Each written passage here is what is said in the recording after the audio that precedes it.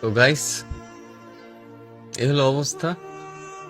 হ্যাকারের জ্বালা মনে করে গেম খেলতে পারি না, এখানে আমার আইডি সাসপেন্ড।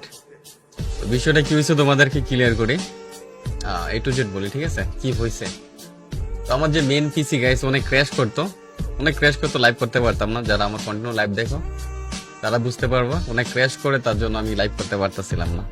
তারপরে পিসিটা মাল্টিপ্ল্যান সার্ভিসিং সেন্টারে দিছিলাম, তো এখানে 15 দিন মেবি লাগছে ঠিক হইতে। তো এই 15 দিনের আগে আমার এটা ব্যান হয়েছে, ঠিক আছে? কিভাবে হয়েছে, একটা শর্টগানের ইভেন্ট দিছে রিসেন্টলি, দেখবা। তো পিসি যখন সার্ভিসিং এ দিছিলাম তখন আমি এইভাবে মানে গ্যারেনার মডারেটর কে আমি বলে